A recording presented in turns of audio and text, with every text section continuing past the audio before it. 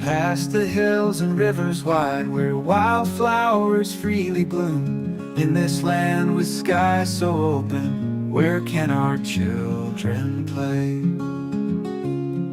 In cities bustling bright and loud, cars and lights that never sleep, do they find a piece of sky?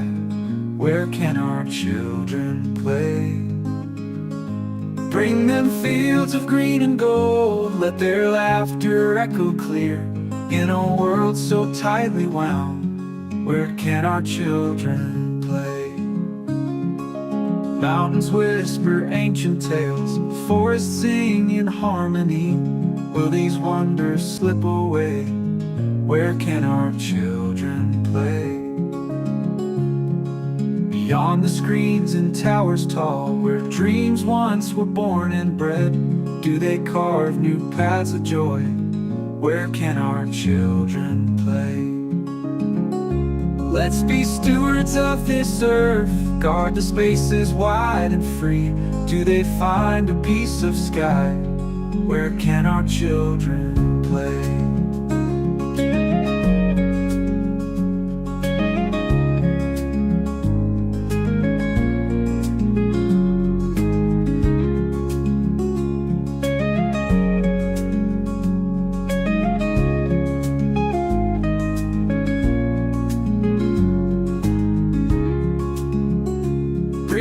Fields of green and gold, let their laughter echo clear.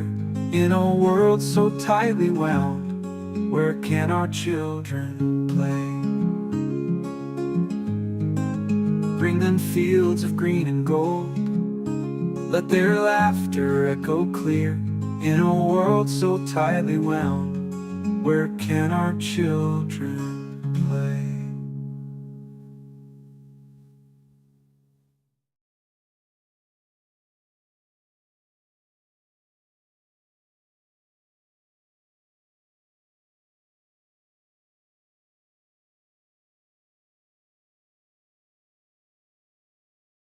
Good evening, Dr. Fleming. How are you tonight, Laurie?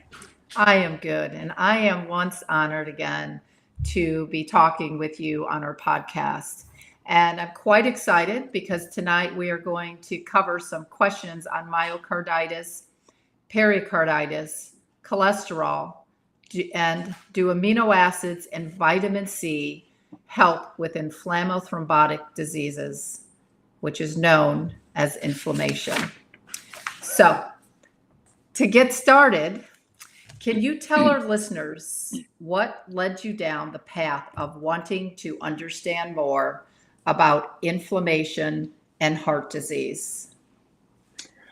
Well, I joined American Heart in 1976 as the youngest faculty member, and at that point in time, I got placed in several committees. One of those had to do with cholesterol and heart disease.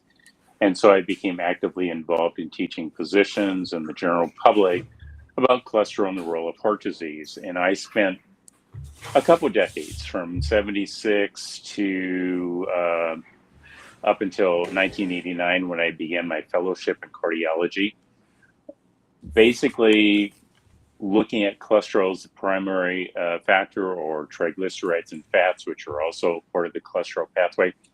But in 89 to 92, during my fellowship, part of what I was very focused on was not only how to correctly measure changes in the heart and look for heart disease, but what were the causes. And that research ended up in adding to the knowledge base that I had.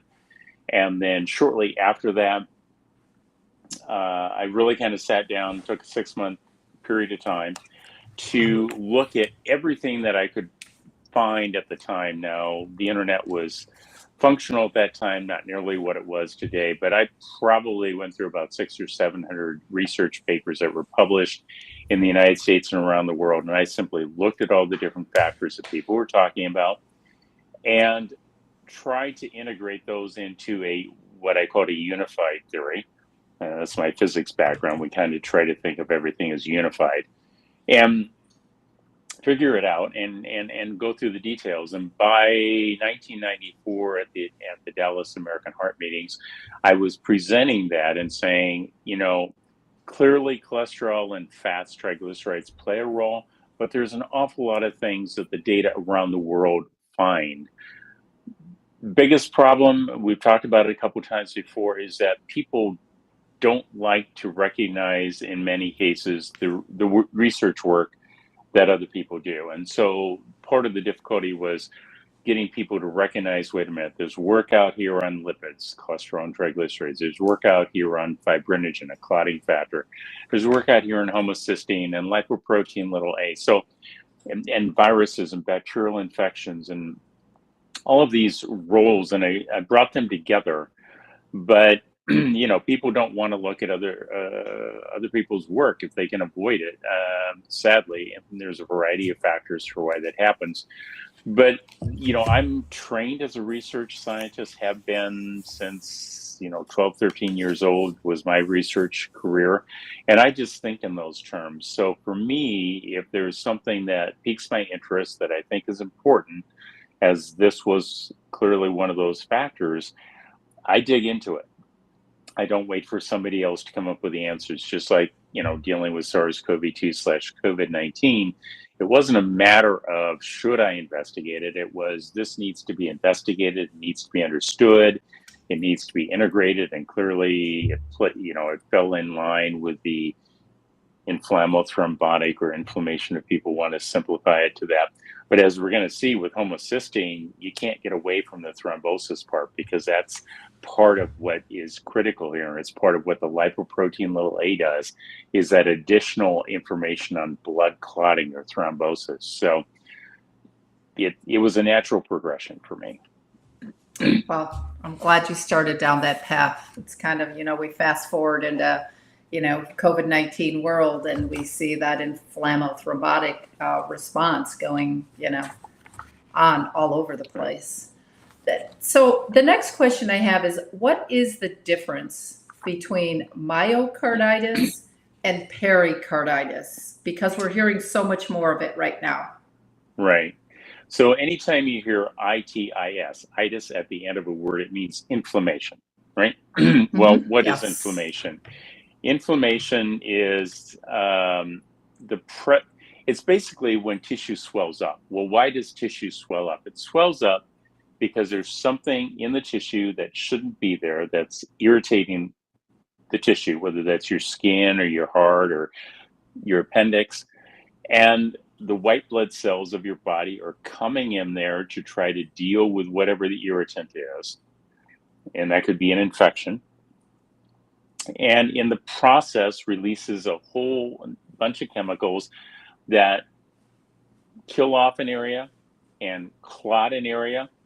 And because it's doing that, and to get more white blood cells in there, the blood flow to the area increases, at least up front in the early stages. And that's why if you see something on your skin, you'll see it's a reddened area, because the blood flow is increased. That's why it gives that red appearance.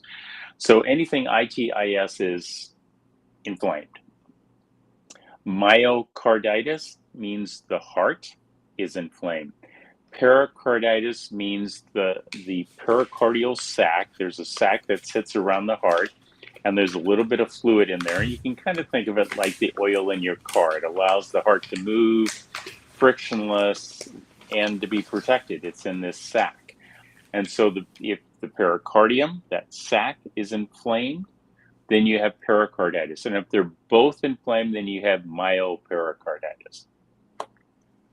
So would you say that pericarditis is the precursor then to myocarditis? No, it just depends upon which area is affected. So for example, if you have part of the heart inflamed and you have myocarditis, it should be in a very specific area. It tends to show up in a very specific area. And so when we look at an electrocardiogram, the changes we see on the electrocardiogram, an ECG, or a lot of people like to call it EKG, you'll see a very localized area. Pericarditis, they don't necessarily need to occur together, and you can have one without the other. Pericarditis means that entire pericardium surrounding the heart is inflamed, and the electrocardiographic changes will show up throughout the electrocardiogram. And that's one of the ways to distinguish. Another way is that the number one sign for myocarditis on an electrocardiogram, because the heart is somewhat impaired and probably not functioning as well as it should, it's not squeezing as much blood out, the heart will compensate by increasing your heart rate. And so the first thing you actually see on an electrocardiogram is a rapid heart rate, what's called sinus tachycardia, or it's coming from the sinus node like it should be, it's going faster than it should be. Okay. You know, I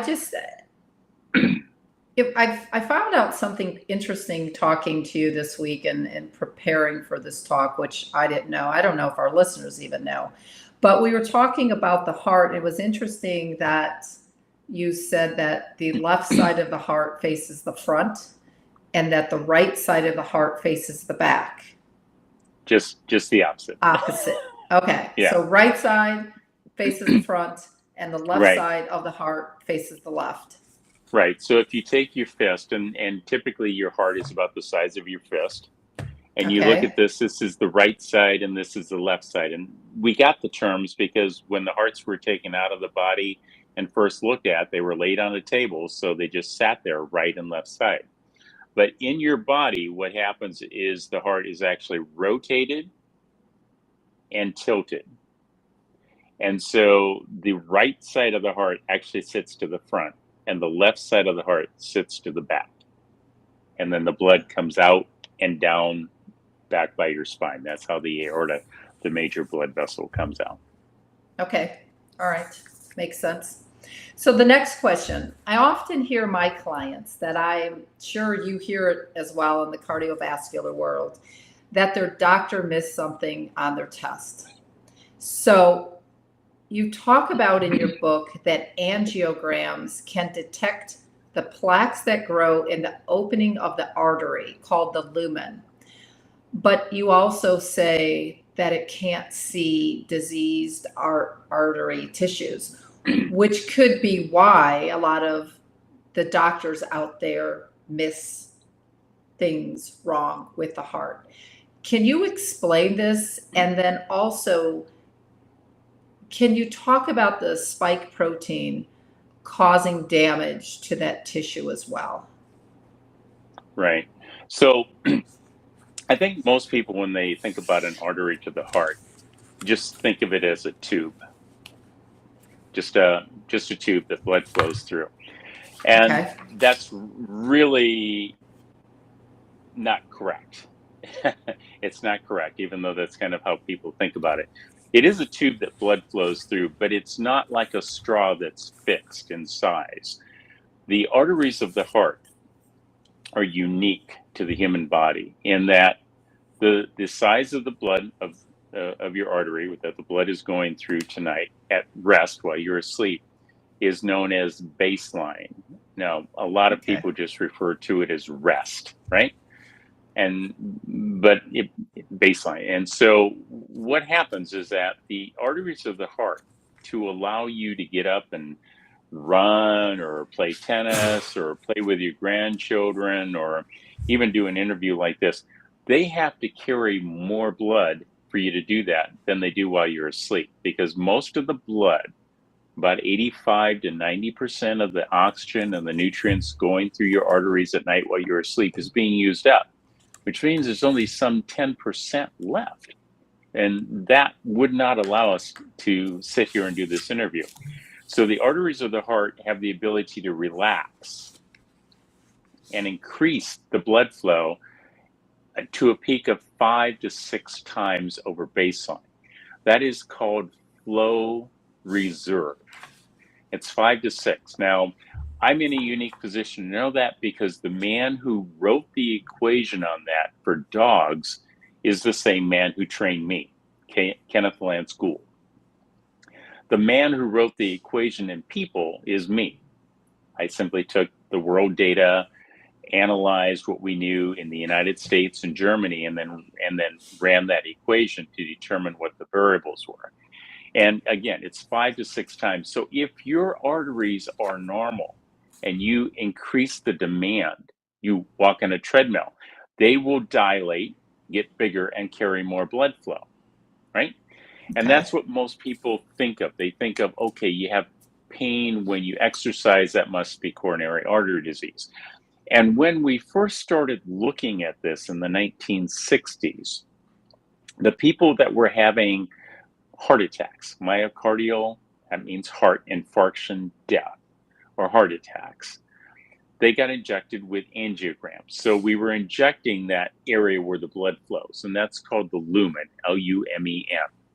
That's all it sees. And these people would have narrowings. But it turns out that about 85%, 70 to 85% of people who have a heart attack have no narrowing. It's all disease in the wall of the artery, and you may not see it. In fact, in the New England Journal of Medicine, I think it was 1989, Glagov, who was a Russian pathologist, published research for the first time showing people that had massive heart attacks, and when the arteries were sliced through, the lumen, the blood flow area, was clean, but the cholesterol and the fats that had deposited in the wall, you could then see under the microscope, but they didn't show up because the lumen looked normal. You didn't know it was narrow because it just got squeezed down even more. And so that was our first indication that many people who have heart attacks have this plaque buildup in the wall. And the reason why they get pain is because the wall is full of inflammation and thrombotic material that doesn't allow the wall to relax to increase the blood flow. And angina, that pain that you get from insufficient blood flow, isn't as much about insufficient blood flow as it is differences in blood flow from one area to the heart to another area of the heart. And we know that because in 2001, I presented at the American College of Cardiology measuring these different blood flows and showed that all we had to do was try to shift the blood flow, and a diseased artery couldn't improve and a normal artery could improve, but they were still just laying on a table, not doing any more work. And then when we made everything shrink back down with less blood flow, the pain went away. So angina is due to a regional blood flow difference. And you've heard me talk about this multiple times with Fleming method. This is part of what led to the research and development of this method of measuring differences in blood flow and metabolism. So it turns out that many of the procedures that we do share the blood. We don't actually improve the blood flow, which would be the ideal thing to do. We just simply equilibrate it from good area to bad. The overall flow to the heart hasn't improved, but you don't get the pain because the bad areas are now getting some of the good areas' blood, and the good areas are getting less, but there's no regional difference, and so your pain goes away and you think you're better. And sadly, it's unfortunate that most cardiologists and physicians don't have a better grasp of this, because it would demand that we do something to reverse the disease versus placating it by bypassing it or stenting it or laser or atherectomy or rotorblade, all the things that I've done in my life as a cardiologist. But the treatment to improving overall health and overall blood flow is to make the dietary and lifestyle changes that will take all that material in the blood vessel wall and extract it out, take it out, so that the wall can now function like it should, as opposed to leaving it in there and just bypassing around it and sharing good areas with bad areas, which means no benefit for the heart, but the pain goes away. So have there been any has there been any progress? I mean, if you were doing this back like in the 1960s and 1970s, and you knew that as a cardio doctor, has there been any advancements? Like, why don't these cardio doctors in today's world 2024. Why don't they know this? Are they not teaching it in medical school? Well, so that latter part that I gave you, I mean, I talked about it at the American College of Cardiology, and that was, I mean, there were 5,000 physicians that were there, but they clearly heard more than just my hour presentation on that. They had 7 other 1 hour presentations they were listening to. And going back into practice, the reality is many people don't really care about the science. You know, you've heard me harp on this. PhDs solve problems, MDs treat problems, JDs cause problems. My youngest son is trying to get in medical college right now, and he's competing against people that just memorize and regurgitate, and he wants to fully understand it. And so he's having to wrap his brain around just memorize, just memorize. And memorization is a great thing in an emergency. You know, it really has a critical place, but it doesn't mean you fully understand what it is that you're doing. You're just doing what somebody else has told you to do.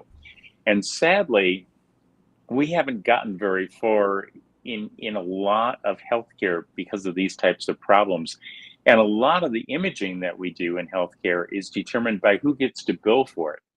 You know, when coronary angiograms were first done, they were done by radiologists, and it was only by accident that it was even discovered. So cardiologists couldn't do them, couldn't interpret them. Then cardiologists got to do them, but the radiologist says, no, but we'll interpret them. And the same thing with echo. When echocardiogram was done, ultrasound, the radiologist didn't interpret it. Then cardiologists could start doing it, but the radiologist had to interpret it. And then finally, the cardiologist could do it and interpret it. And that cash flow money shifted so that now we have things like coronary calcium scoring, which, again, shifted it so the radiologist could do it. Why is there an argument for coronary artery calcium scoring by cardiologists? Because cardiologists can now do it and get paid for it. The problem is it really has a very limited value because it's looking for calcium. It's not looking for the ability of that artery to dilate and get bigger. It's just looking for calcium. And, you know, it's like looking for calcium with cancer. Why is the calcium there? Well, it's there because cells have died and leached out their calcium and it has no place to go. So why do you see calcium with cancer? Because the cancer gets so big, it outstrips its blood supply. The cells die, they leak out their calcium, so you see calcium deposits. But that doesn't mean anything other than the fact that there have been dead cells there leaking out calcium. It doesn't help you much beyond that. But in a lot of the testing that's done, a lot of the decision making, it's what did you get trained with? Most people really do not have a huge interest in learning anything more than they did in medical college. That's it. For many people, they're done. The argument is their lives are too busy. And my argument is you can't use the argument that you're too busy to keep it up to date, to learn how to take better care of your patients and justify, well, I have too many patients to take care of. You can't provide the quality care, the up-to-date quality care, if you're not going to keep up to date on it.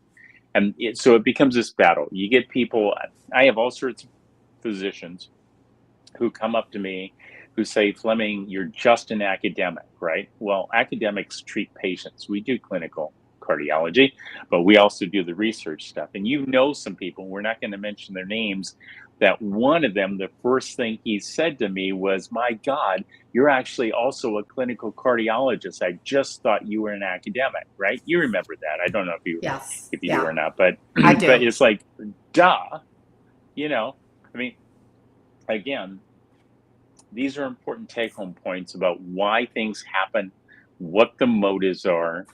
You know, I had somebody that was worried about prostate cancer the other day that I know, and his doctor felt a nodule, had a slightly elevated PSA, so he ordered an MRI.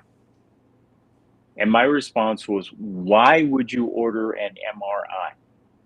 It is not a useful test for prostate. And I said, they won't be able to really tell you what's going on. And when it came back, it said, can't tell if it's cancer or inflammation, can't tell if it's in the prostate or by the prostate.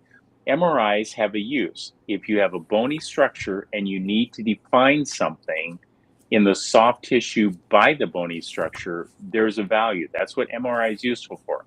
Otherwise, you get a CT, and in the case of prostate cancer, you begin with an ultrasound and a needle biopsy if you need to. But somebody was motivated to get an MRI. There won't be a question about billing fraud for them. It'll be, wow, great job. You generated this much money for the hospital by getting an MRI, and it didn't help the patient. So now what are we going to do? We're going to do an ultrasound with a needle biopsy. All right, there you go. I think it's part of what keeps us in sick care. It's just that wicked circle that there's. There is, look, when people are critically ill, we need to have a good handle on this. And medicine evolved from what are the critical things to keep people alive. We are now at a point in time where we need to, one, have a better method of finding out what's going on in the body. And we've talked about that. That's what Fleming method does. And two, we need to focus on making people healthier. And we need to focus on looking at the medicines that need to be used for a period of time, getting the dietary and lifestyle changes made, and then getting people off medications back to health. If we can't do that, then we can't do that. But we have got to do a better job of trying. And you mentioned, getting people off of medication. I mean, I talk to people all over, and it's so rare that I ever have someone tell me that my doctor's trying to get me off of a medication. It's always they want to keep them on and give them more.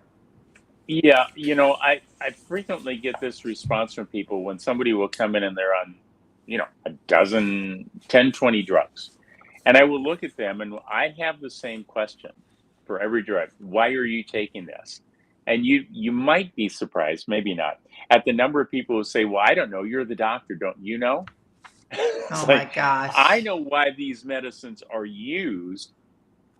I don't know if you know why you're taking the medicine, and I don't know if your doctor is using the right medicine, or at least the medicine I would use for what you're doing. And it's basically helter-skelter in a lot of instances where I look at people on that many drugs and I can't decide what is or isn't working for you because you're on so many things that I am looking at this and it's helter-skelter. It's that old movie. And so I have to begin the process of what problems are we dealing with, and then I systematically say, okay, we have to do. My apologies for that.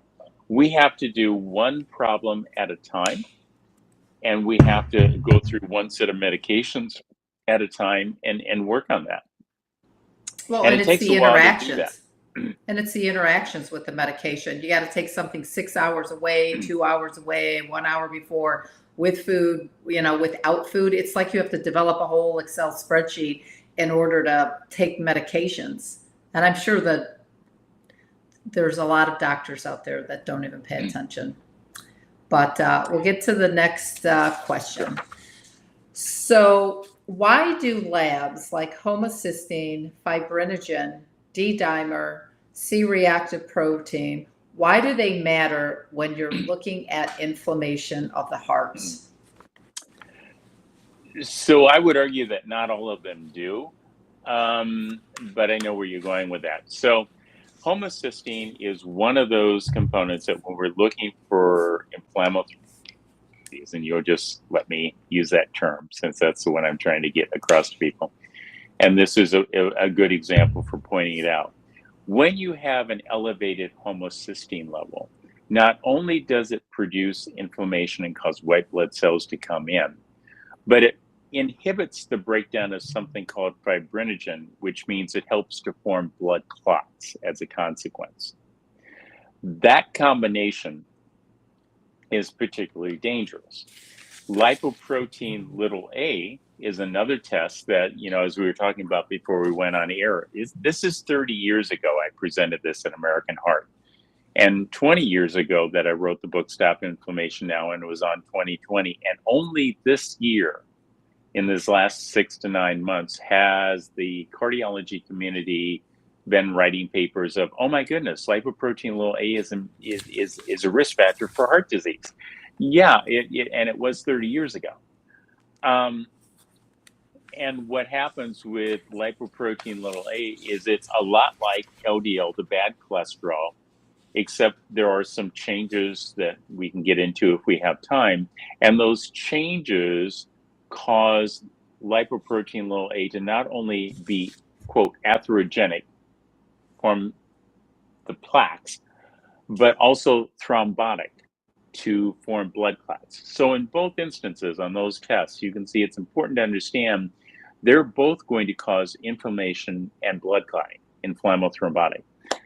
CRP is an inflammatory marker. It's made by the liver, and there are some more sensitive types, high sensitivity CRP. I mean, I was in Chicago helping a group of cardiologists a number of years ago, and this young man and his wife came in, and his doctor had referred him to see the cardiologist because he had an elevated blood test, and their doctor had seen another doctor on 2020 talking about elevated CRP levels.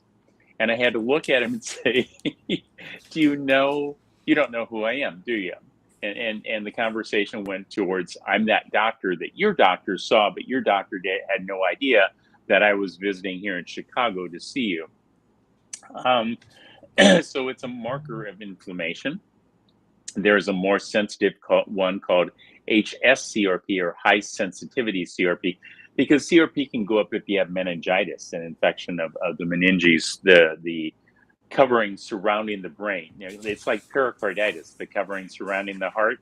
Well, the meninges is there's covering surrounding the brain, and that's called meningitis when you get that. And CRP will drive that up. So it's not very discriminating. But if it's not elevated, it rules out a lot of things.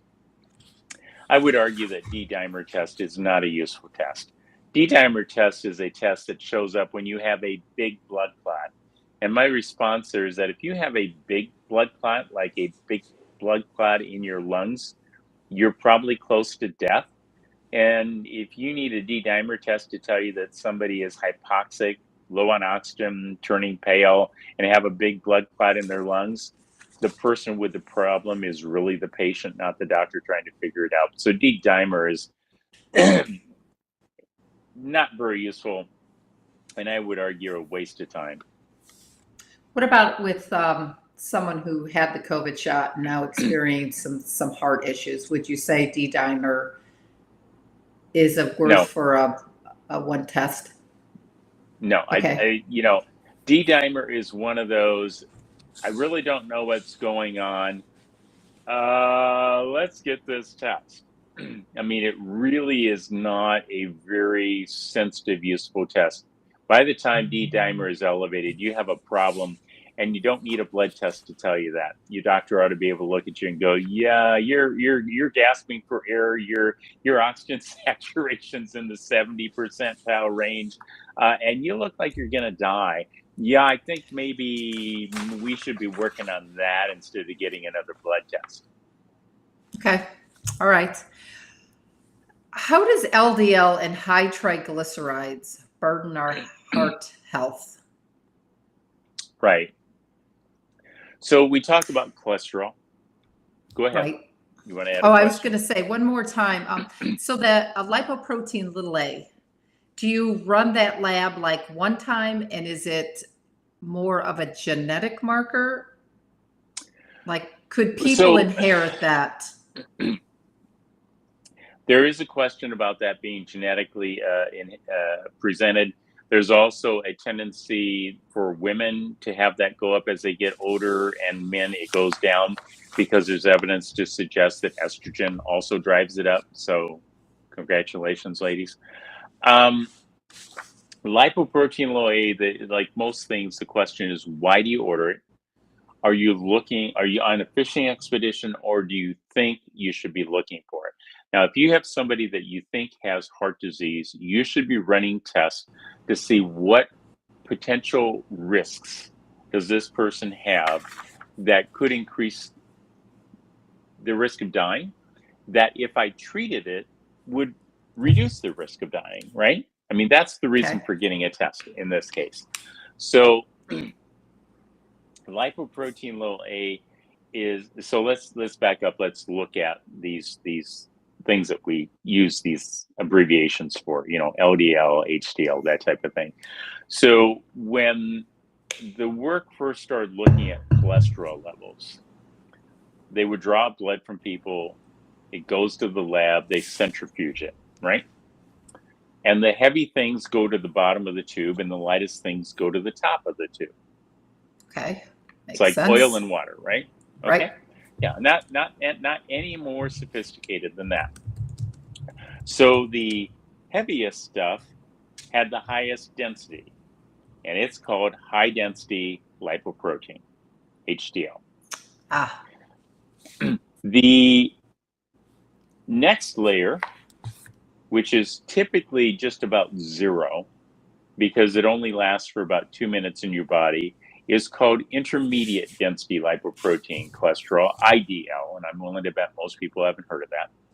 And then right above that is the lower or low density lipoprotein, and above that is the very low density lipoprotein, and above that is what's called the chylomicrons, which looks like milk. So those are the basic types of cholesterol we talk about. None of them are completely cholesterol or completely fat. These lipid molecules that we talk about, LDL, IDL, HDL, VLDL, chylomicrons, have varying amounts of fat, triglycerides, cholesterol, and proteins. The proteins primarily identify what it is, like the spike protein of SARS-CoV-2, connecting to the ACE2 receptor, saying, this is me. These lipoproteins, LDL, IDL, HDL, VLDL, chylomicrons, have proteins attached. Some of them are called apolipoprotein A, apolipoprotein B, apolipoprotein C, apolipoprotein E. They tend to be connected with different ones. C and E tend to be, C tends to be more associated with the fats. Which ones are the fats? Well, fat floats, right?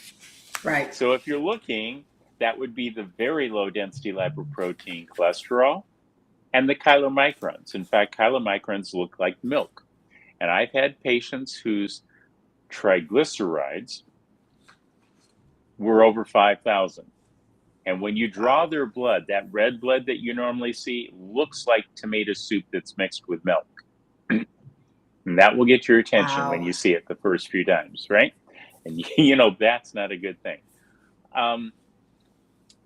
LDL cholesterol tends to have apolipoprotein B on it, or some version of it.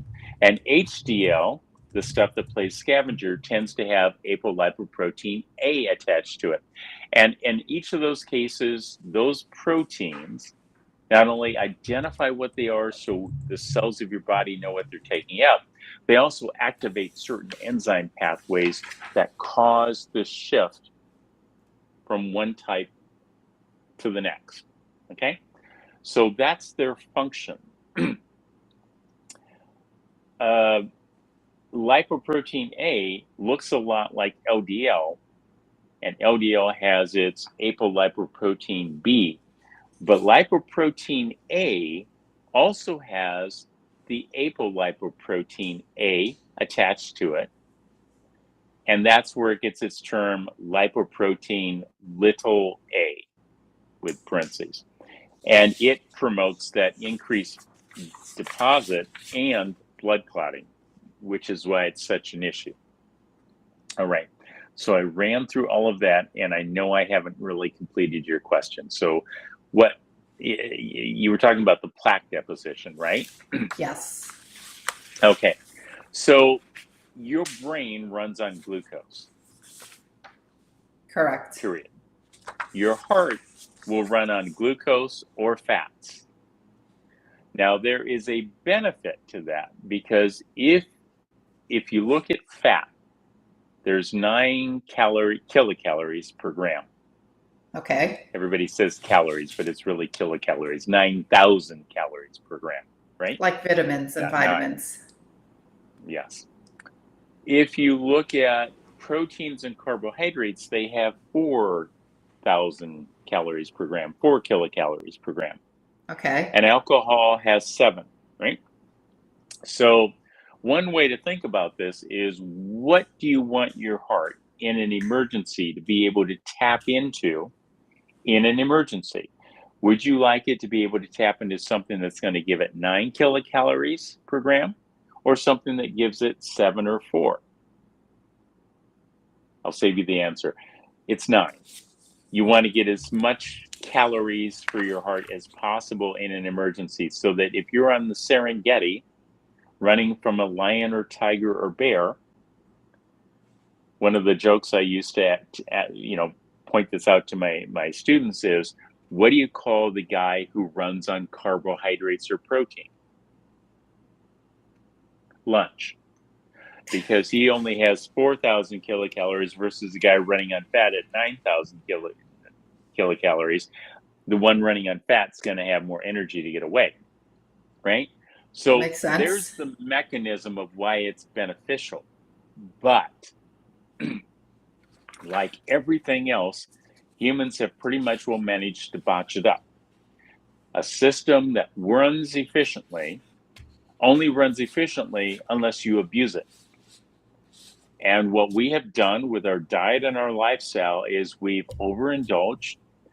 It doesn't matter whether the calories come from fat or processed foods. Too many calories make fat.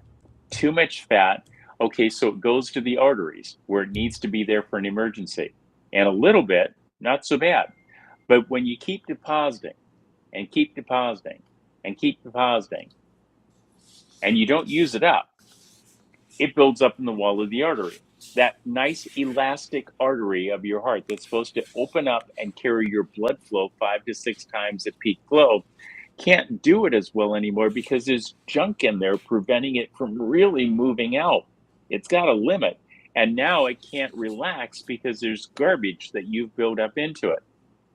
And your body knows it shouldn't be there, and your immune system, your white blood cells, go into the arteries and say, let's take the garbage out, right? And they do that. And they can do that for a while.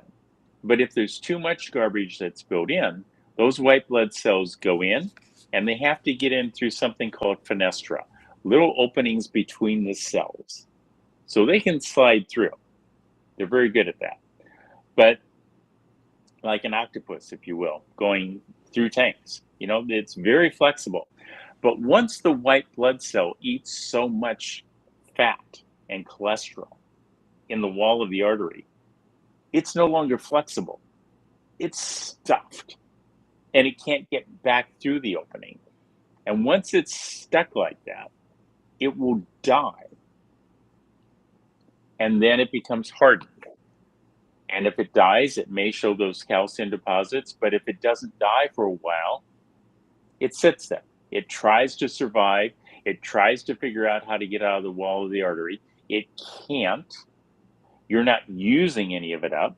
You haven't made any dietary and lifestyle changes to get the garbage out. So you're continuing to put more in. More white blood cells come in. More of them get trapped.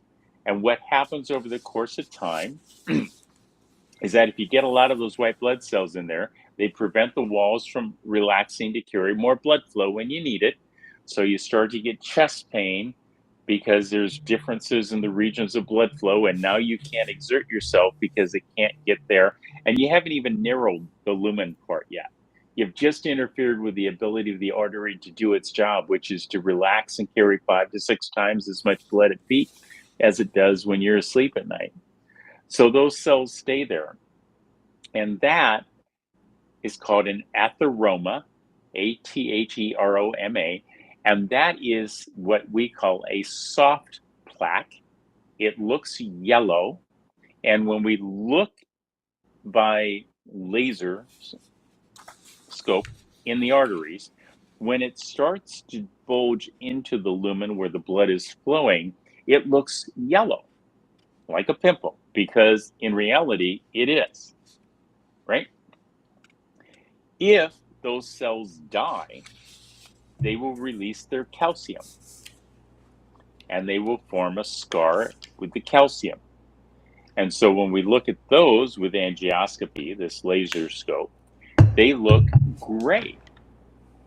Now, they're pretty hard, but that also means they won't give a lot of take in the wall of the arteries. What happens is eventually they will start to, there won't be any more room in the wall for them to grow. They will stretch the wall out till the wall can't go any further. Then, and only then, will they grow into the lumen where the blood is flowing, which is why coronary artery disease and everything that can rupture is happening in the wall. And it's only in the later stage of disease that we see this narrowing occur in the area where the blood is flowing, because there's resistance to growing in there because there's blood pulsing through there. There's no resistance to building out on the wall because it's just a wall of muscles and connective tissue, and it will stretch until it can't stretch anymore like a balloon, and then it can only go in. And what happens is that it will get into the area where the blood is flowing, the lumen, and it will rupture. And your blood vessels interpret that as, wait a minute, I just had a rupture in my blood vessel. Well, normally what happens is we see cuts on the skin, right? That's Right. a rupture in a blood vessel. And what happens when you rupture a blood vessel? You're hoping it will form a clot so you won't bleed to death. Well, the same thing happens inside the blood vessel, the coronary artery. When it ruptures, the message is, oops, we're bleeding to death, form a clot. And when that clot forms, it stops the blood flow. You don't bleed to death, but what happens? Everything downstream is deprived of blood and it dies. And you have a myocardial heart infarction death. You know, I think it's the first time I've ever heard any doctor explain it like that. And I've sat with a lot of heart doctors, just family members. It's crazy how that is not even out there. I'm always stunned by what lack of understanding there is, but we went through this already. Most physicians memorize and regurgitate. That has a value in an emergency situation, but a failure to better understand what's really going on compromises the quality of healthcare. We dealt with this with people that were put on ventilators during, quote, COVID, right? 3 major ventilator committees in the early 2000s published reports. So these aren't minor reports. These are reports that if you're a physician, you should read if you're using ventilators. They're important. The committee says if you have fluid in the lungs of a patient, acute, sudden, respiratory, lungs, distress syndrome, right? I have no idea why they did that. I don't either. Build up in fluid that puts you at distress. You have to give patients half of the tidal volume, the amount of air you give them each time, that you normally would, because you no longer have a normal elastic lung. You now have a lung with fluid in it, and the research has shown painfully enough that all 3 major ventilator committees reported the same thing. If you give the standard amount, you will kill the patient.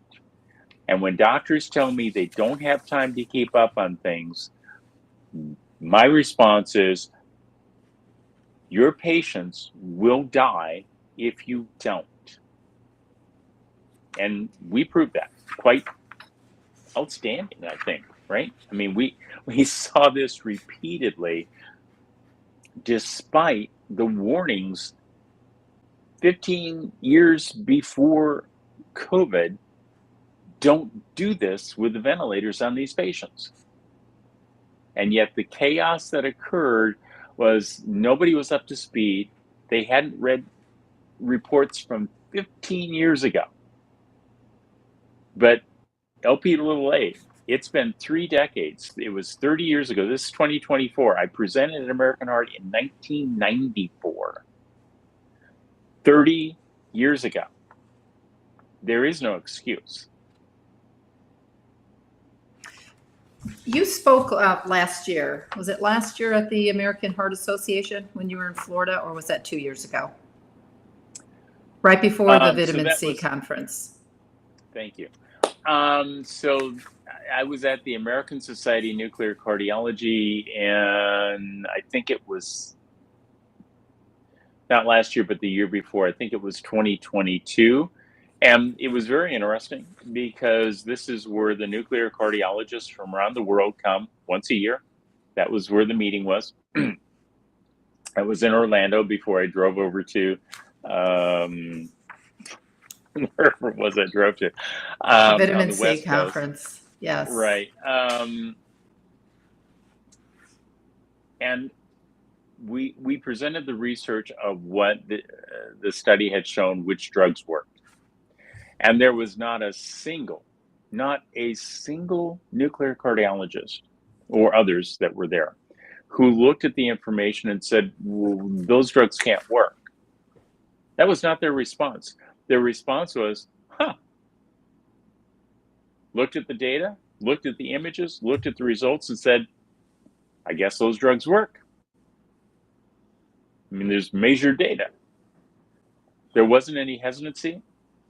And this is one of the reasons why I argue repetitively for the need for objective data to drive home the point that we need to drive home, at least from my perspective as a research scientist,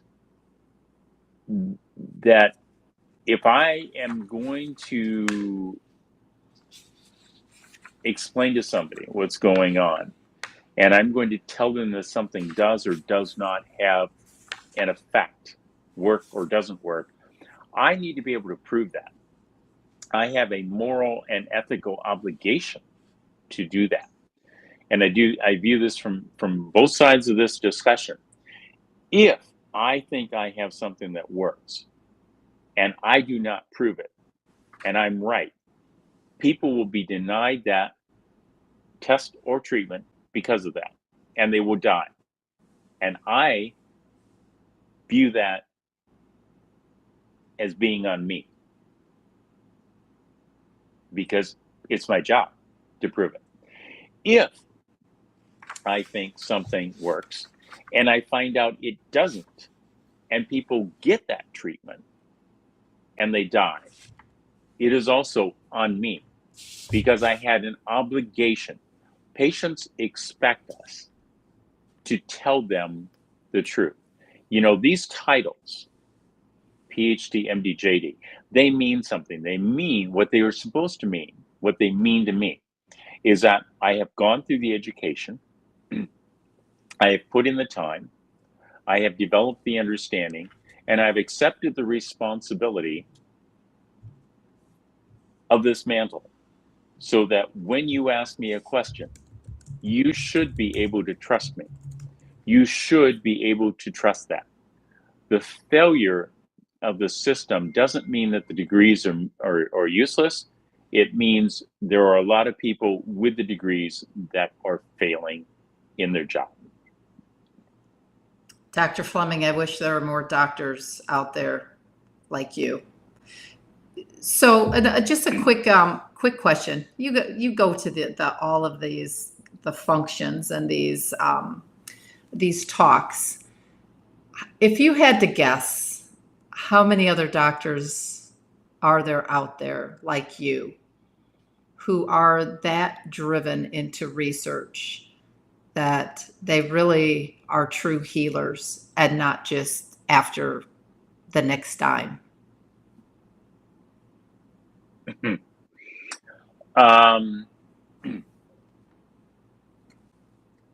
My personal experience is fewer than 5. Which And is I don't want to sad. say that just flippantly, Yeah. because I'm not patting myself on the back. This is not a matter of doing anything like that. The reality is I take this very seriously.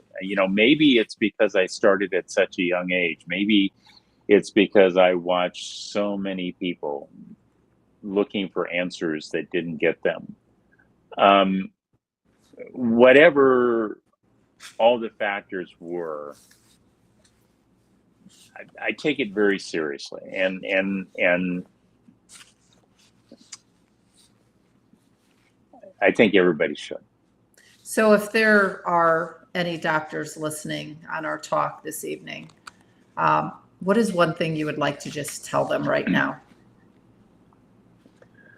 Well, I think that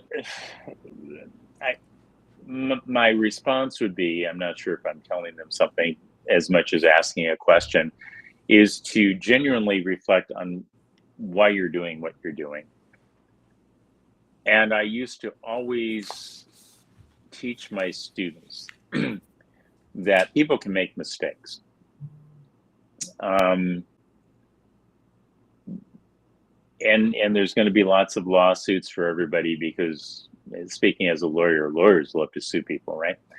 No, I don't, but the reality is I think a lot of people get into it just because they want to show somebody that they can, beat them up. And they can do that legally. But I would always teach my students and anybody else, I would say, treat your patients the way you would treat your mother, your father, your husband, your wife, your sister, your brother, your children. If you can look at the scenario and you don't have answers, you should dig for those answers. Whether that's individually or with your colleagues or any of a number of things, you should dig for those answers so you're doing the right thing, and do that right thing. And you may end up in court with somebody trying to sue you for medical malpractice, and the system may be broken. But I honestly believe that the vast majority of people will listen to you. And since none of us are perfect, what was it? Gandhi said, being imperfect ourselves, we should remember to be kind to others. Taking that into consideration, if you can look at people and say, what I did, I would have done for my mother, my father, my sister, my brother, my husband, my wife, my children, I think that the vast majority of people will look at that and go, did you hear that? We're not a number. We're not just somebody through the system. They tried to get the information. They did the very best they did. I was there when HIV hit, and we were struggling, and we collected data as rapidly as we could. And we had to look at people and say, we don't know if this is going to work. All I can tell you is that if you were any one of these people that I just rattled off and you were here in this bed, this is exactly what I would do for them.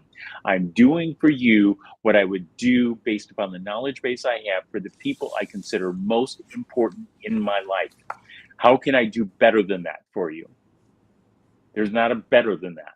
So if you are a practicing physician, and this is you need to reflect on what you're doing, the amount of time you are investing in understanding what you do not understand, and do the right thing for your patients.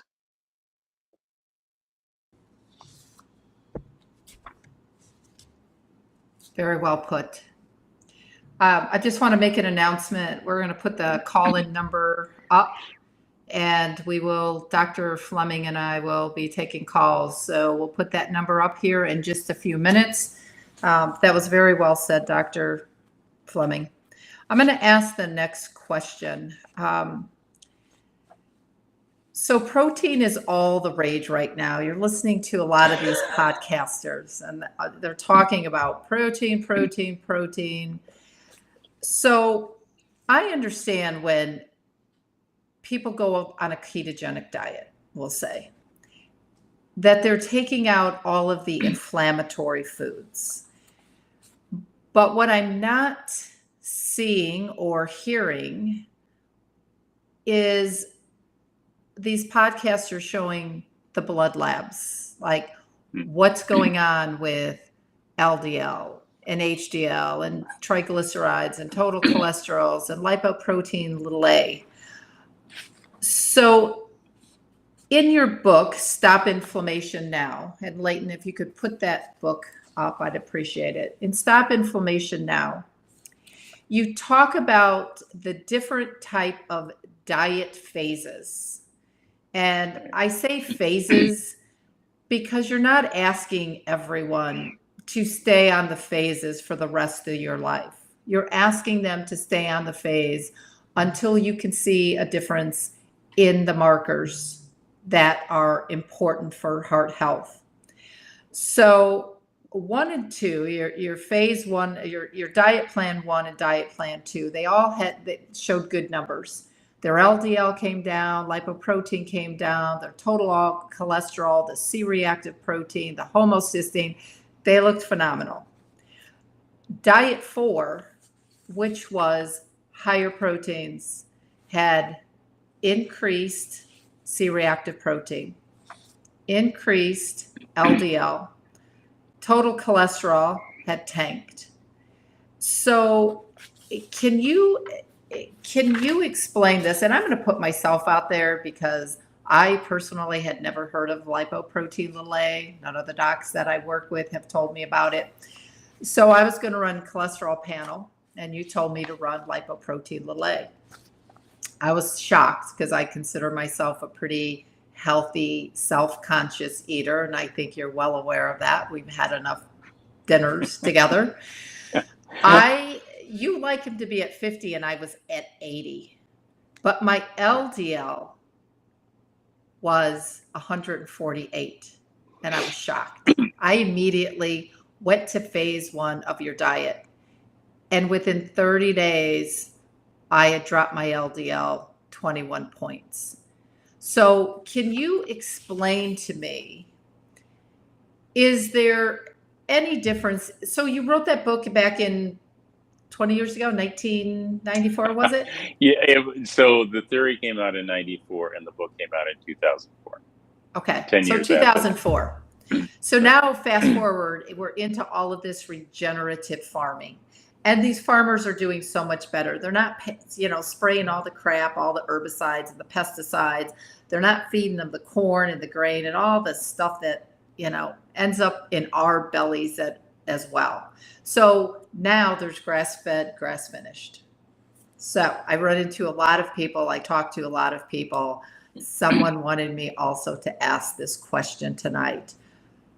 In today's world with grass-fed, grass-finished, high-protein diets, what do you believe is still, is it the same? They're going to see the increases in LDL and inflammatory markers like CRP and homocysteine?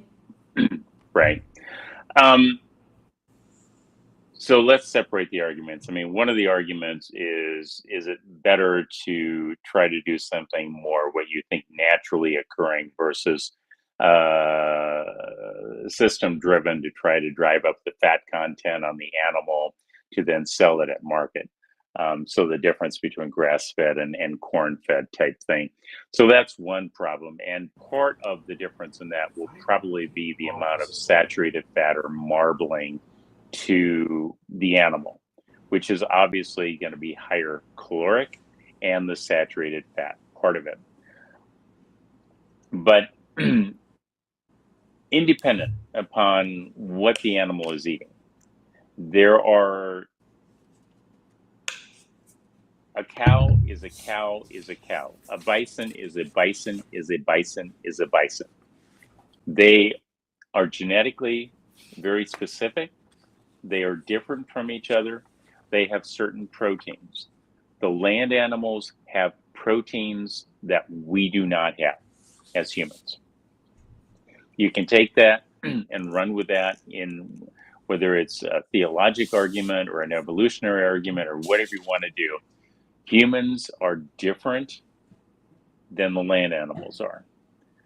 One of the differences is something known as NER5AC. We see these animals as something foreign to us when we eat them. The consequence of that is an inflammo-thrombotic response. Obviously, the more you eat, the more response. The less you eat, the less response.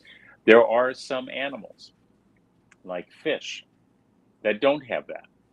So they're not antigenic. They're not different. They're not like the SARS-CoV-2 virus feeding something into us that is foreign, which, by the way, that NER5AC receptor is what that virus attaches into. So those become two issues. One is simply the fat load, and the other one is the antigenic, unusual protein that your body is going to say, wait a minute, that's not us. And it's going to react to that. One of the problems, the blood tests are a peripheral downstream marker of what's going on. And we've talked about this before, and I published on this, that we looked at in the early 2000s, quantitative measured nuclear imaging using the early versions of FMTVDM or Fleming method to measure the changes in the blood flow and metabolism. And we compared that with all of these blood tests, all the ones that you mentioned except D-dimer, which we didn't do. I wasn't looking for a pulmonary embolism, right? And it turned out that up front, the amount of disease that we could measure with the imaging and the amount of disease that showed up in the downstream blood tests didn't match. So using those alone, or using your change in weight alone, doesn't give you the answer to the question you have, which is, what's this doing to my heart? What's this doing to my brain? What's it doing to the tissue of my body? Now, what did happen is that as we then repeated those tests over time, the quantitative nuclear imaging was spot on. And the blood tests tended to track the same direction. If they got better, your heart disease got better. If they got worse, your heart disease got worse. But it wasn't it was a correlation that allowed you to track it. So once you have those blood tests, and it's very useful to have the nuclear imaging with it, but you can't get it right now because I'm not licensing it to people because I've been busy with some of this other stuff. Then, once you get that information, then those blood tests will track and they will tell you. If they're getting better, that the heart disease or the brain disease or the kidney disease is improving. But if they're getting worse, that the others are getting worse. And the goal of what we were doing with those early studies, which were in the 2000s, late 2000s, was I wanted to know, okay, putting this entire theory together, what happens to all of this along with the measured outcome on the nuclear imaging and the weight and everything that people tend to peripherally look at? How did all of this compare with these different dietary regimens? And, the results turned out what they were, which were the high protein diets saw increases in homocysteine, increases in blood clotting. Could you lose weight? Absolutely. But, other than that, and you can see, you can go on any diet you want. I had a roommate when I was first going to the University of Iowa. Jim was his first name. I won't give you his last name. He worked in the cafeteria system. He went on to be a physician's assistant. And every time Jim wanted to lose weight, he would eat nothing but ice cream. Okay? And Jim would lose weight. He worked in the cafeteria. He could get all the ice cream he wanted, unlike other people. The difference is that when Jim started his diet, his bowls of ice cream were this big. And when he was done with his diet, he was getting something about the size of a drop. because he got sick and tired of it. And one of the phenomenon of any quote diet is that people tend to cut their calories and they tend to get tired of the foods on the diet. So they lose weight. And every time you lose weight, you will see up front that means you're pulling on those fat stores. And so most diets, if all you do is look at weight and the fat, the cholesterol and the triglycerides, you will see both improve. You can go on a cardboard diet and you will see your weight and your fats and cholesterol improve. The problem is that if you track those for longer than the published studies that most people do, you will see they both go back up. Now, that probably wouldn't be the case on a cardboard diet, but you'd probably be dead on that one because you die, right? Because there's nothing in that you're going to use for it. But on all these other diets, you see these initial improvements on blood work and weight, but not on the nuclear imaging, because again, they don't match. They'll trend the same direction, but the blood tests and the weight do not tell you what's going on at the heart. Gil Hansen was a personal friend of mine. When I was with the police department in Waterloo, Iowa, and Gil Hansen was assistant chief of police, and he was also Mr. America and I think Mr. Universe. He had zero body fat or darn close to it, muscular, and he dropped dead from a massive MI. But he sure looked good in the pine box. Okay, that's going to be a disappointing answer for some of our viewers, but I get it. You know, again, my family is in the food industry. Fleming's Steakhouse, P.F. Chang's, Fleming Foods, Vikings are into food. If you want to buy the stuff, my family or some of my relatives will be happy to sell it to you. This is not an emotional thing for me. You know, this is just a recognition of the facts. The only way I can go to make people healthier is to be objective. And again, that's one of the benefits of FMTVDM is it's objective. It doesn't care what you want to see. It doesn't ask, what do you think you see? It provides values that are measured like a ruler. The ruler works. It doesn't care whether you want to be taller or whether you're under height. Under height? It's going to give you that result. It's always cute when you say under height.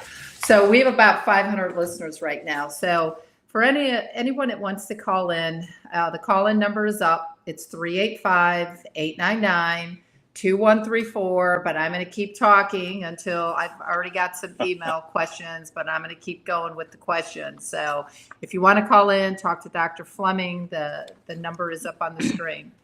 So the next question that I have, and I know we're kind of short on time because I've got some email questions people have already sent in. Does vitamin C help to support cholesterol by lowering it?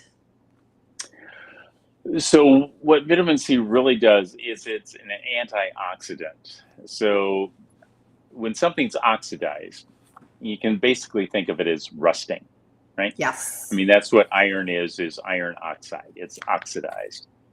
And it's an irritant. So again, oxidative damage is part and parcel of what can cause problems. And with too much oxidation, it can actually make the cholesterol plaques more irritative. So the benefit of vitamin C or any of the antioxidant compounds is that they help with that oxidation process. They undo one of the components of the cause for inflammo-thrombotic response and lower that component of what's playing a role. So, you know, it's removing some of the fire, some of the heat, some of the wood from the fire. It's not putting out the fire, but that's how it would have a benefit, because all of these factors play in together. And this is one of the reasons why there's not a single answer for just everybody, because with all the people that are out there, the role that cholesterol or fats or homocysteine or fibrinogen, a lipoprotein low A, or infectious diseases or trauma inside the artery or oxidative damage or any of a variety of things plays a role is different from person to person. And how their immune system is responding to that is different from person to person. So I used to try to explain this, particularly to my sister, to think of it like a spider's web. If you tug on the spider's web, the spider is going to know something is happening and it's going to know where. And the more you tug on it and distort it, the more obvious that's going to be. But every one of these factors is a part of the spoke of that spider's web. And if the more of those you tug on, the more you're going to distort the spider's web, the more damage or disease you're going to have. Okay. Okay. You know, I want to go back to my last question when I was actually throwing myself under the bus. So back to phase 1, phase 2, and those diets that you saw such, you know, Right. their numbers look so much better. So plant-based fruit, vegetables, a white potato here and there, sweet potatoes here and there. Why is that? Is it just because you're removing the meat and the fish for that short period of time?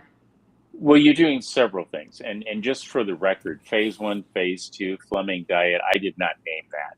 I thought fruits and vegetables covered it, but you know, somebody decided it had to have a name. And I literally said, "You're kidding. People don't know what fruits and vegetables are. You know, you go in the grocery store, those are all the bright things that are on that one side of the store that you don't visit." The reality is, again, we eat a lot of processed garbage, right? And the only thing you can say about that is it extends the shelf life of the food, but not of the person eating it. The reality is that fruits and vegetables and that type of food,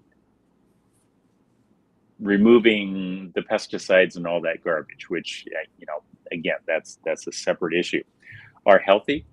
There's nothing in them other than antioxidants. There are proteins, carbohydrates, and fats to varying extent. They're filling. They have good fiber content. That's helpful for your gut flora. They have vitamins and minerals in them. And odds are you're not going to be able to consume enough of that to keep the weight where it's at. And so what you will do then is your body will start looking for those fat sources.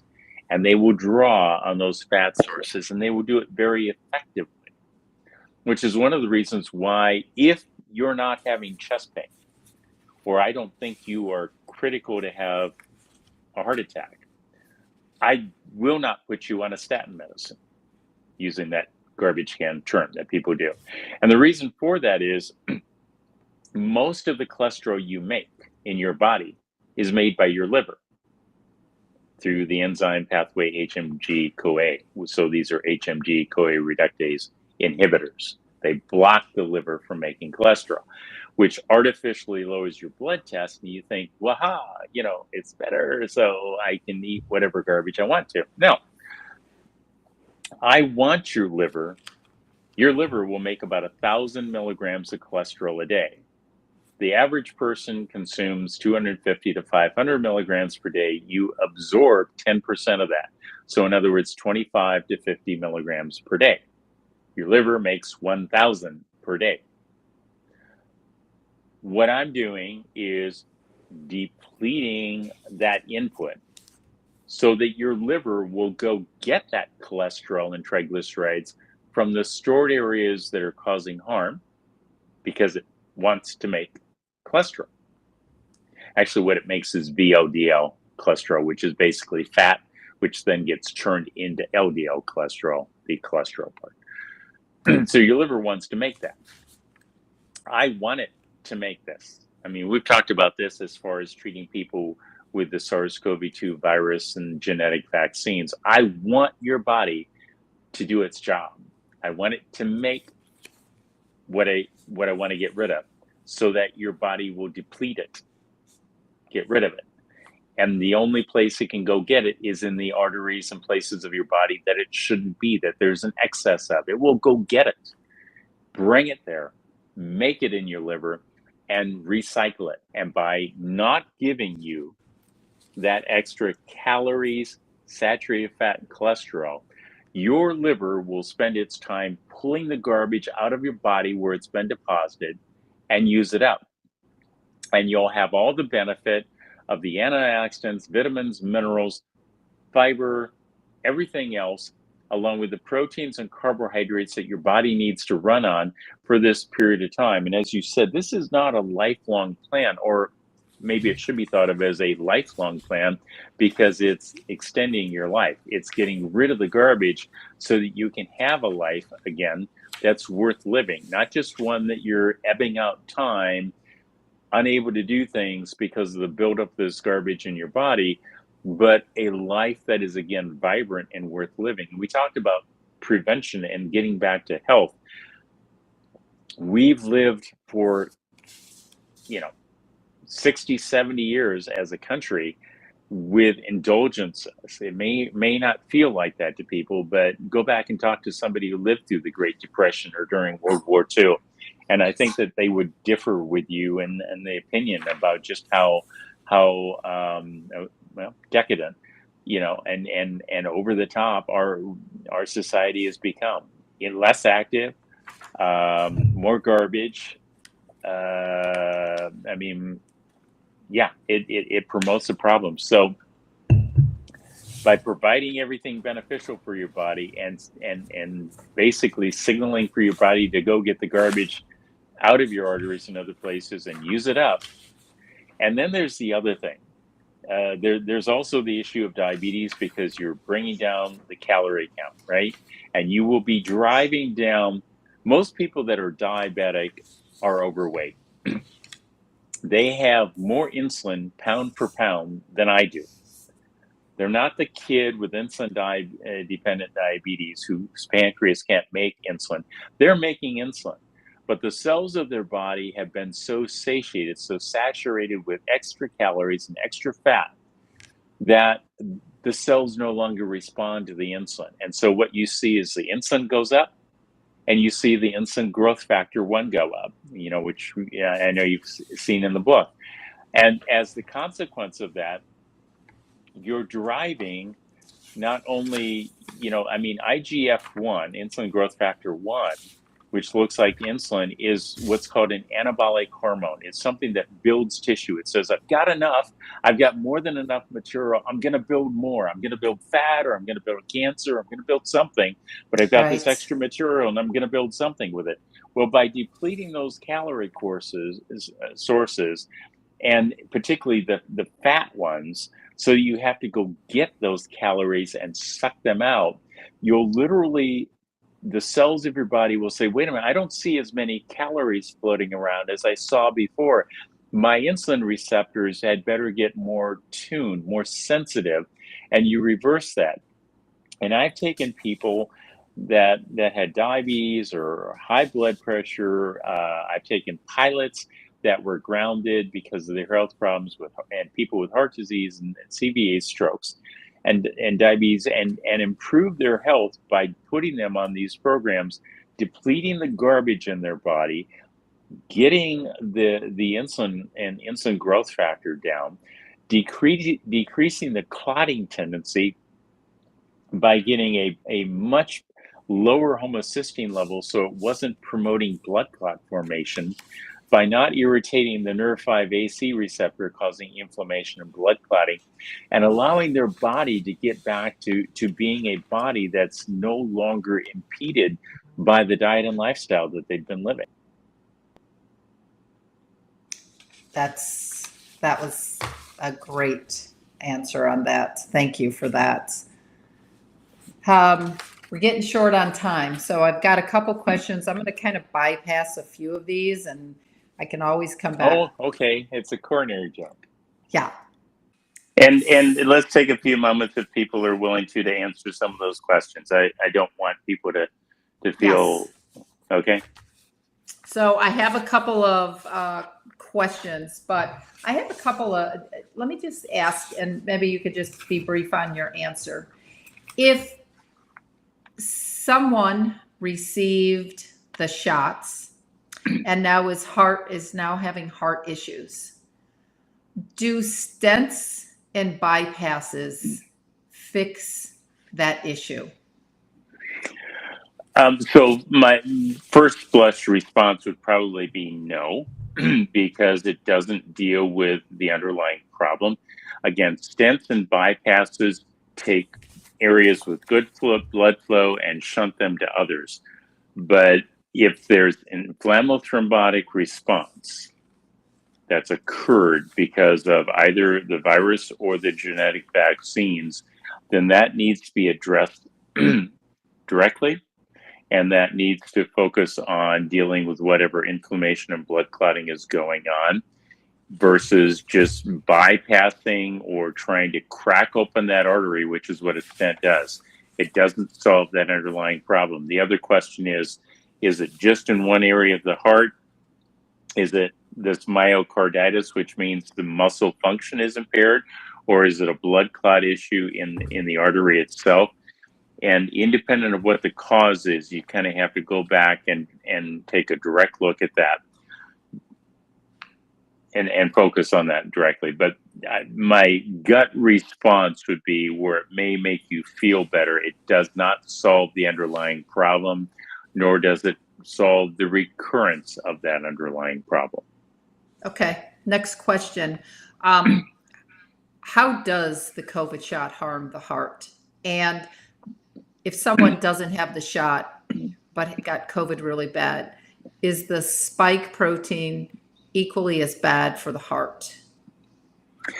Right. So it's the spike protein that we know causes this inflammation and blood clotting, this inflammothrombotic response. So there's no doubt that different people respond different ways. Just like I said, with all those different factors, it's going to affect different people. Usually what we see is somebody who already has some level of problem, disease in their arteries, that this becomes that additional factor that simply makes it too much for their body to handle. And that can be either from the viruses or from the genetic vaccines. Okay. A couple of the email questions. And for the listeners out there, thank you for holding on for Dr. Fleming and not going anywhere. The call-in number to ask Dr. Fleming questions is 385-899-2134. We've got about 10 minutes left, and then Dr. Fleming is going to tell us a little bit about his new book coming out. So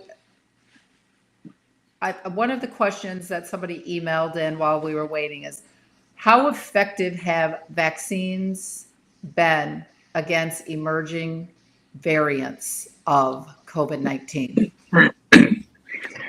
Well, I would say probably not effective at all. The reality is most people have heard about pressure selection and antibiotic resistance, where if you keep exposing, in the sense of bacteria, that bacteria to the same antibiotic, what you do is you breed out resistance, so the antibiotic no longer works. The same thing's true with the genetic vaccines that are being promoted. We're trying to produce, in most cases, a specific type of spike protein, just one part of these viruses. Most of the original Pfizer, Moderna, Janssen, AstraZeneca, all the brands that were out there, focused on the original SARS-CoV-2 Wuhan HU1 spike protein. And what that did was it allowed the different variants to emerge. And you saw this if you were looking at the data over the past several years and or listened to the presentations I gave, where I show when these shots came out and the variants that occurred and drifted.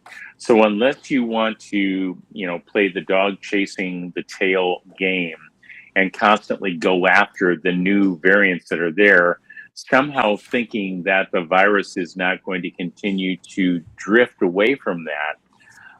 If you want to continue that approach, you're certainly entitled to do it. It's a semi-free society. But what we do, and you've seen this every year with the influenza vaccines that people use, and those aren't even genetic vaccines where they take the entire virus as opposed to just part of it. Over the course of time, that shift means that those prior vaccines aren't very helpful. And in the case of these genetic vaccines, we didn't even try to make the whole virus or the nucleocapsid, which is the part that we're best at making an immune response to. They chose the spike protein. This is chasing the tail, and most of the benefit that has probably occurred has occurred because of all the people that have been infected by the virus from person to person with all the parts of the virus and now all the variants of the virus. And there's, you know, it's hard to understand the logic of someone who would say you get a better immune response from a genetic vaccine to a single spike protein than you get an immune response by getting exposed to somebody who's sick with all the variants, with all the parts of the spike protein. I mean, that just flies in the face of how immunology is practiced. Okay. I have another email question somebody wants me to ask you. What are your thoughts on nanokinase? So nanokinase is a soy product, and there are a lot of people that talk about it being beneficial, but there's no proof of that. There's no research that's been done that said, I'm going to take these people, they've been infected, I'm going to give them nanokinase, it's now having this effect.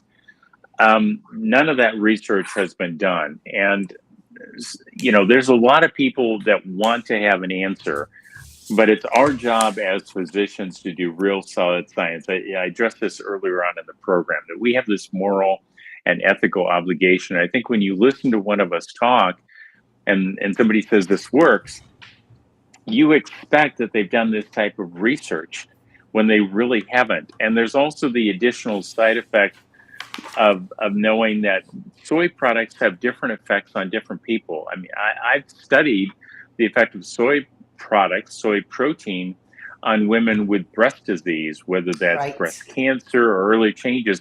Some women get better, some women get worse. So in the absence of some real research that's been done that says, I've taken these people, I've measured their spike proteins, I've given them nanokinase. Now the spike protein is no longer there, and compare that with people that have the spike protein, you don't give them nanokinase, and you look at it and say, well, it's still there. Is the difference that you think you see because this is the natural cycle, or are you really having an effect? And if you can't prove that, then you haven't proven it, and you have not been upfront and honest with people when you say, take this. And I've listened to people promoting it, and I've also listened to them give that. It's like watching a drug commercial on television, that they run all the caveats at you at the very end, where they'll say, well, research really hasn't been done to show this, but buy it. I'm sorry. There's a lot of really good research that's been done with niacin and vitamin C and other drug compounds that have shown an actual benefit in the treating of these viruses and these genetic vaccines, in contrast to something that hasn't actually gone through the research. And for as long as nanokinase has been promoted, they've had time to do this research. They haven't done it.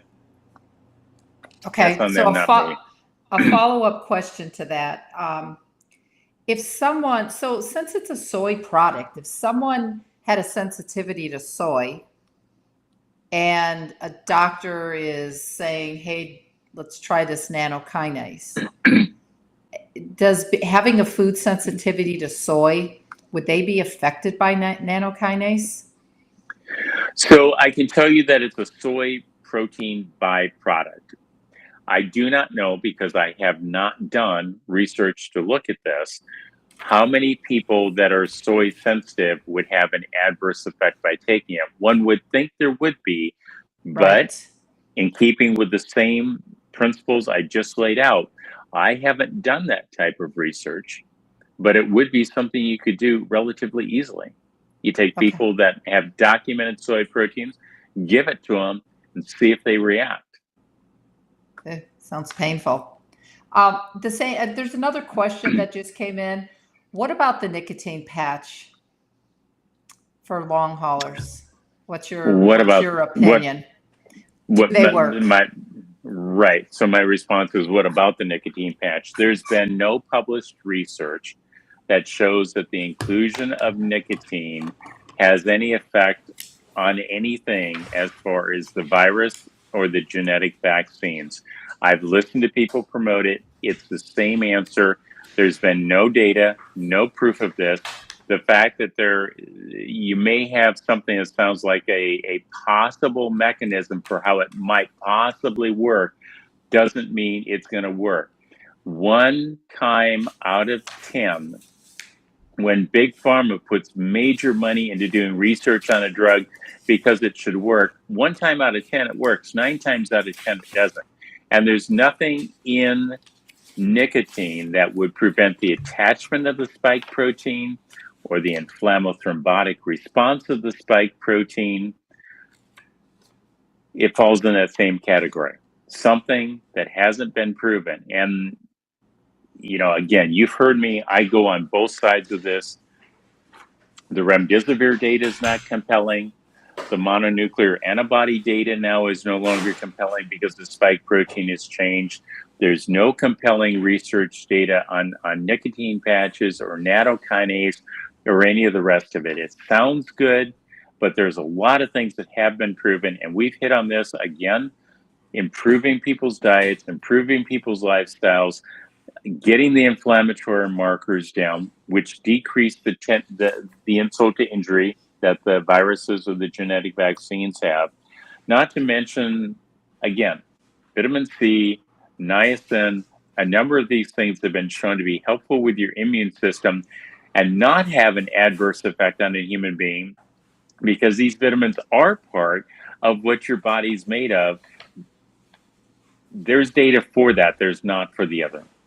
What about amino acids? I mean, if somebody, I would think that we had a talk a couple months ago. We talked about amino acids, dragon glass, the combination of these amino acids. So if somebody's now got heart damage because of a spike protein, because of a shot, multiple shots, phase 1 of your book in Stop Inflammation Now, which is fruits and vegetables, amino acids, would that be helpful? So I think the ones that were included in the protocol that I gave you are helpful for your overall immune response. So as far as helping your immune response, that's a good thing. The damage that's happening at the tissue level for the heart, for the myocarditis, is a completely separate issue.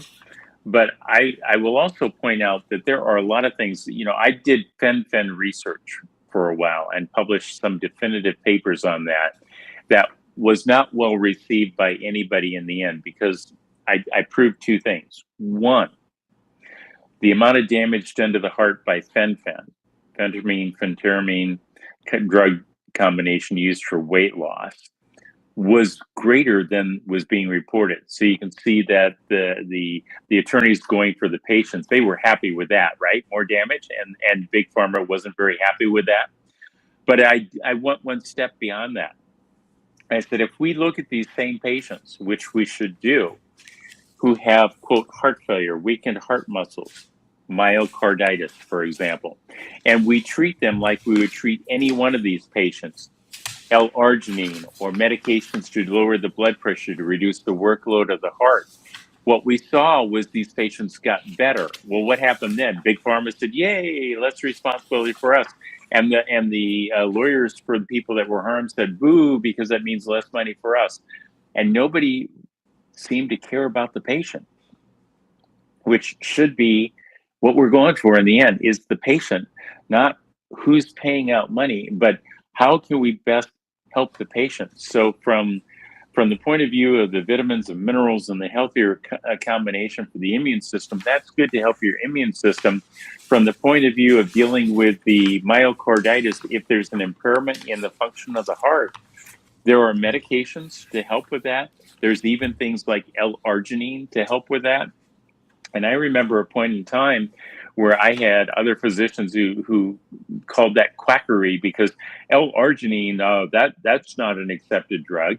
And I would have to show my patients textbooks that say, well, apparently only Fleming and Mayo Clinic use this. And then I would show them published research from where Mayo Clinic had said, wait a minute, L-arginine, not only is it's helpful from the antioxidant effect, but it lowers the blood pressure and allows the heart to pump better and the patients recover. Again, it's the patients. And L-arginine, again, you don't have to go out there to somebody's website and get it. You can pretty much get these over the counter, pay attention to what you're buying, but you don't need to pay people excessive money for the marketing of what they want to sell you. Again, I'm not trying to sell somebody the products. As you know, I'm not even good on selling these books because I have a problem with it. There's conflict of interest just wreaks havoc in my brain. And I don't want anybody thinking that I'm doing this to make money because I'd rather end up poor, broke, and I've been homeless, so I can handle that again, than to have anybody wonder about my motives. Okay. Next question. Somebody just emailed in. I don't know why they're not calling in, but they're emailing in. And for any of the listeners out there, all you have to do is send us an email, info@thewellnesscrusaders.com. And I have already put Dr. Fleming's, his dragon glass. I actually typed everything into a document and put all the definitions and things like that. You can do the research for yourself. I've already got it there for you. Send us an email at info@thewellnesscrusaders.com and you can take a look at these amino acids that we've been talking about. But somebody else just emailed in and they said, why do you think so many young athletes have died on the field during soccer matches? Right. So there's a whole slide that I put together that you've seen at these talks that puts all this information together. So as briefly as I'm able to do it, I know you're probably thinking, what happens with both the spike protein and the genetic vaccines is it interferes with the ability of calcium and potassium and sodium to go in and out of cells. And because of that, it affects how long it takes for the cells in the electrical part of your heart to recover.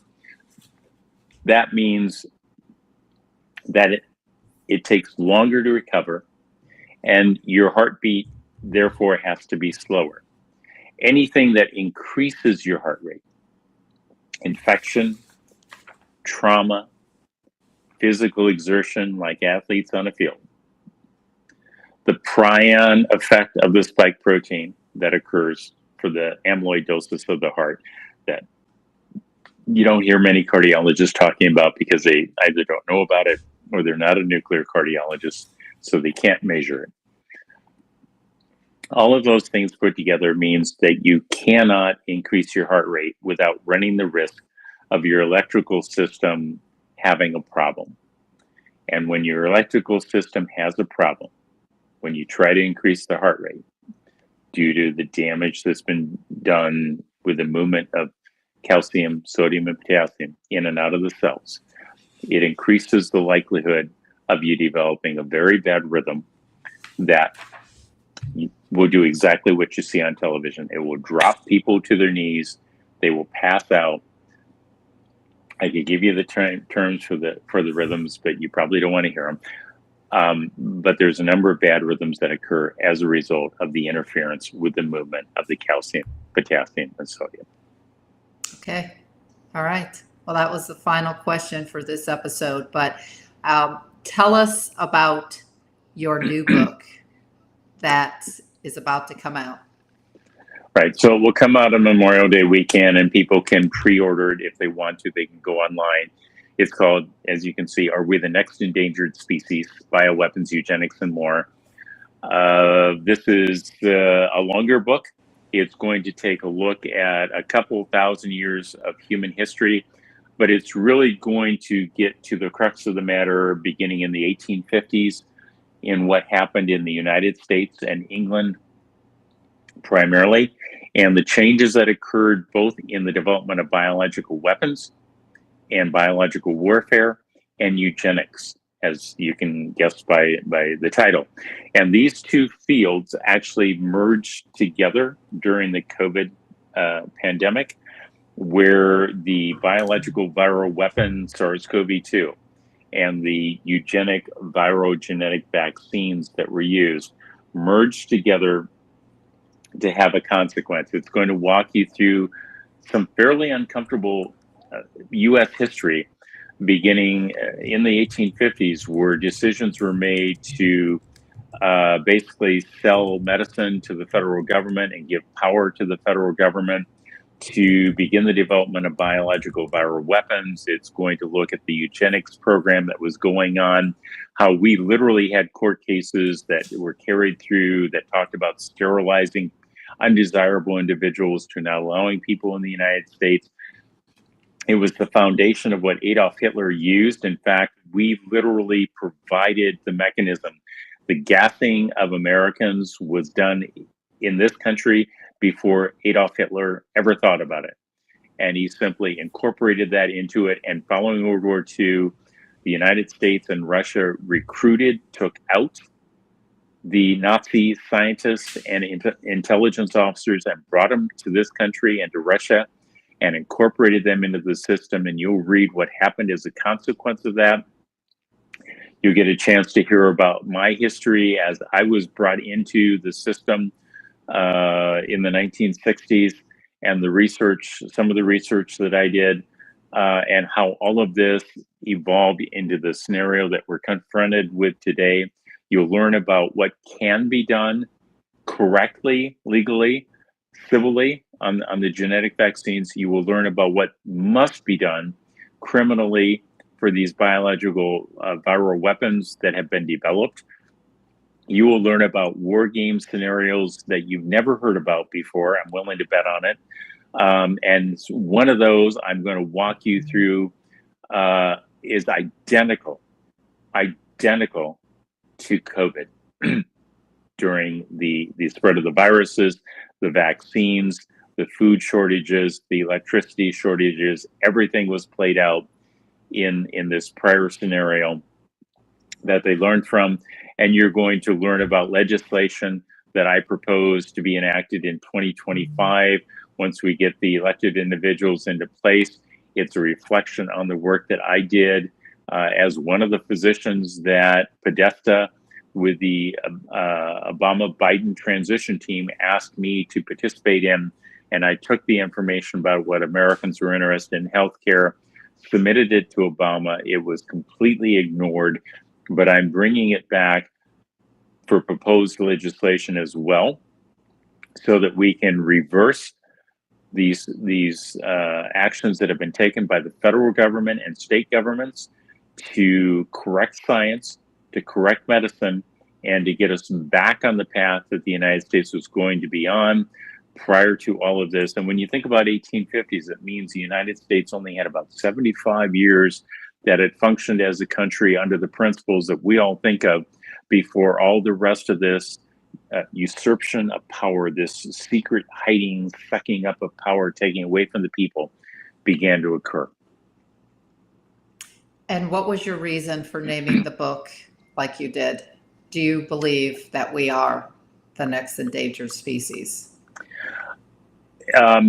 So I believe that the goal of what they were doing was to produce a genetically different species. The question about whether you're endangered or not depends upon where you sit in the process. Are you going to be one of the people that are experimented upon, or are you going to benefit from what's being done? And the choices are very clear, and it's a matter of people reading and coming up to speed and then sharing this information with others and taking actions.